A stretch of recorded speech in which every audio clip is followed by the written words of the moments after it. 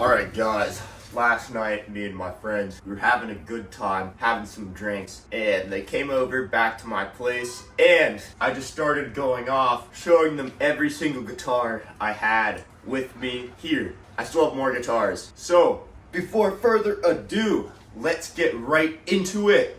Now the first guitar I am showing you is my Fender 60s Baja Telecaster. Now this guitar is made in Mexico, plays super great. I used to have, it came with like two vintage style pickups in it, but I put in like a little humbucker from DiMarzio in the bridge. I honestly forgot which one it was. Neck pickup is still stock, but I have a replacement. It's like a noiseless Seymour Duncan. But honestly, I'm thinking about putting the original bridge pickup back in here because, I don't know, I just kind of miss that snarly sound, man. But this is one of my favorite guitars. Plays great, looks great. You know, I've had it for so long, so it has all these dents and shit in it, but like, bro, that's part of the vibe. You know what I mean? Love this guitar. I owe everything to this guitar. This is my first electric guitar. Next guitar. I'm sure you guys recognize this one. This is a Fender American Special Strat. See, this guitar, I got it right after I graduated high school. There's a store in New York City called Brothers Guitar Shop, and they were having a competition. Basically, first it was online and you submitted like a video of you playing solos, and then they picked, and I got picked from the group of contestants, and then it was a live like guitar solo improv competition, and I won. At age 18, I beat like some like 40-year-old people. It was awesome. Anyways, with this guitar, to make it more applicable for my life, right, I put a little 59 Seymour Duncan in the bridge, still the stock pickup in the middle, and then I have like a vintage hot stack noiseless single coil in the neck. Plays great. One of my favorite guitars of all time.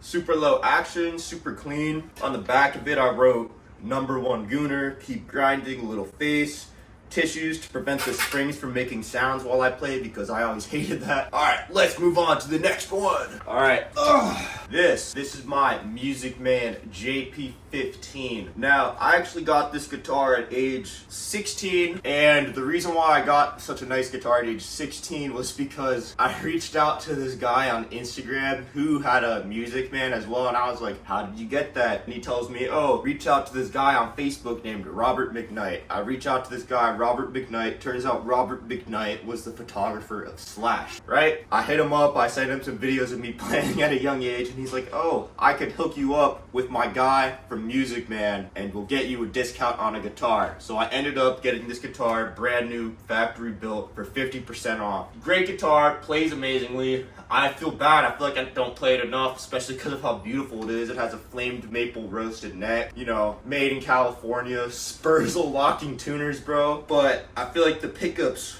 are way too hot for me, and I'm a metal guy, and the pickups are too hot. They're just too loud, you feel me? You know, it has coil splitting, it has a built-in boost, it has a piezo, so if I want fake acoustic sounds, all I gotta do is just go like that. And the piezo is built in the bridge. The trem system's pretty good on this guitar too. You know, it's a beast. Yeah, I just wish I played it more, you know what I mean? I just like playing my Fenders and Gibsons, man. I guess I'm like that now. I'm an old head at heart.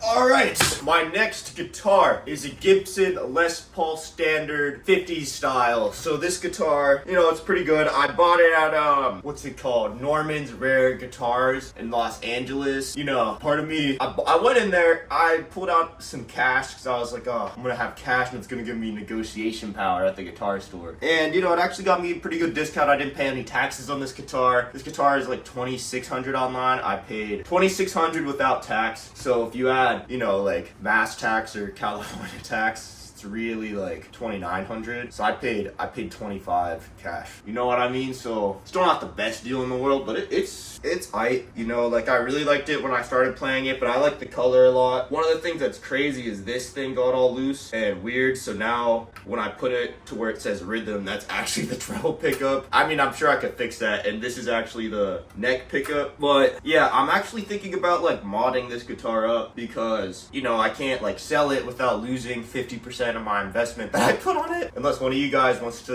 me to sign it for no reason and sell it to you for like $5,000, but I don't really want to do that. I'd rather just keep it. I might put like heavier strings, maybe tune it down super low. My Telecaster, my first guitar, I actually have that tuned to B standard, and it sounds really amazing like that. I live in such squalor.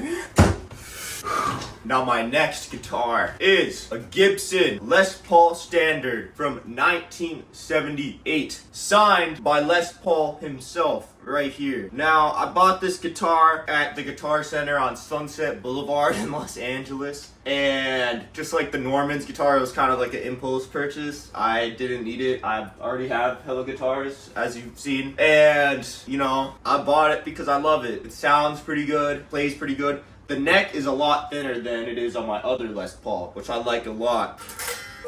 It has original pickups. Only thing that's not original is the tuners, which is probably a good thing. But yeah, part of me kind of bought it as a quote-unquote investment, even though I know guitars are terrible investments. I believe this one may go up in value, and I want to keep it. Even if it doesn't, I think it has a cool story. It has all like the original papers from 1978. It has proof that the guy who owned this went to the Iridium, which is a venue in New York where Les Paul used to frequently play shows. You know what I'm saying? So this guitar has a lot of history. Oh, and the craziest thing too is there's a receipt from, I think Manny's Music is where this guy bought it, a former store, and there's a receipt in the case. This guy bought this guitar for $500. You know what I'm saying? And then, boom, I bought it for like $3K. But still, that's fucking crazy, bro.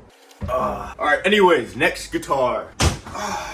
Now this is my acoustic guitar. It was built by this guy in Long Island named Bill Bonzinga. So this guitar is made out of some beautiful woods. I believe it has a Brazilian rosewood neck, beautiful mother of pearl inlays. Honestly, I've never played an acoustic that sounds more beautiful. Grover tuners, kind of has that classical vibe going on with the tuning pegs. Sounds amazing. I've never heard anything sound better. You know, it even has like some flame action going on. I think it's made out of koa or Brazilian rosewood. All I know it's made out of some very, very fine woods. Needs to be in tune, but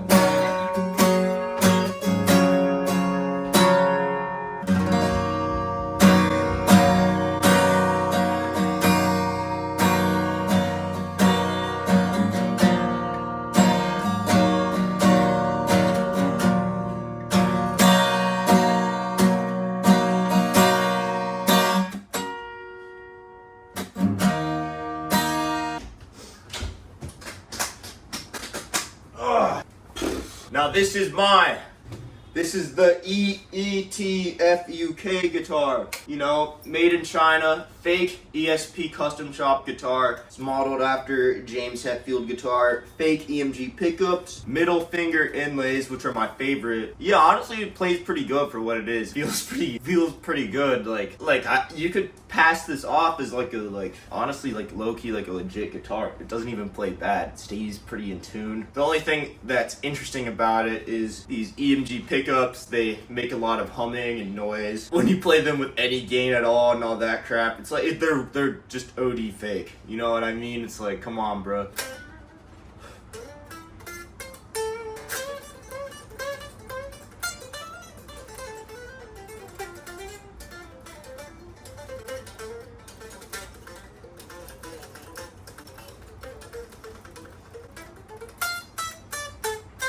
Thing is, I might upgrade and mod the hell out of this guitar just for the vibes and just start using it as like a gig guitar because I feel like it would be so funny if I just started using this as my main guitar and it's just like from Temu. Alright, let's get on to, I think the next one's gonna be my final instrument. However, that's just the final instrument that I have on me right now because now this is my bass guitar.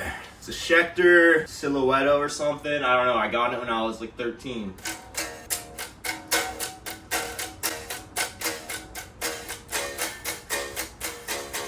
I used to play Orion on this thing all the time. Use it all the time for recording. You know, it has Grover tuners, super thin neck through construction. Like, I love how it's just so easily accessible and comfortable on this thing. I remember going to Guitar Center with my mom, and I was, oh, I need a bass, blah, blah, blah, blah, blah. My mom was feeling nice that day, and this one was on sale. It was like $800, 50% off for some reason, so it was $400. Yeah, she got it for me, and I was like so happy about it, bro. Yeah, nah, this thing's actually good. It's very sturdy bass, you know, it's been through a lot of abuse. That's one thing I really appreciate about an instrument, especially the Fender instruments, is I feel like I don't have to worry about them being broken at all. They're so sturdy. They're just indestructible, bro. I have 3 other guitars, actually, at least. Yeah, three. I have a red Japanese knockoff Strat from the 80s it's a Lotus. And then I have another Strat. It's black. It's a black Mexican standard Strat. So the body is black, the pickups are black. It has a maple neck. I replaced one of the pickups in it. I remember I just totally messed it up because I bought this Mexican standard Strat for $100 from my friend in high school because he didn't know he was selling me like a real Fender. That's his problem, not mine. You know what I mean? So that's one of my favorite guitars too. Anyways, guys, I apologize for not really demoing these out and showing you all the sound, but I feel like that's kind of tired and played out anyways. No one wants to watch that anyways. So I just wanted to show you my collection because last night I was just kind of yapping about it to my friends. And, you know, I don't think they really care. Unlike you guys, because you guys are actually interested in guitar content and stuff like that. Anyways, I'm going to sign out. Peace out.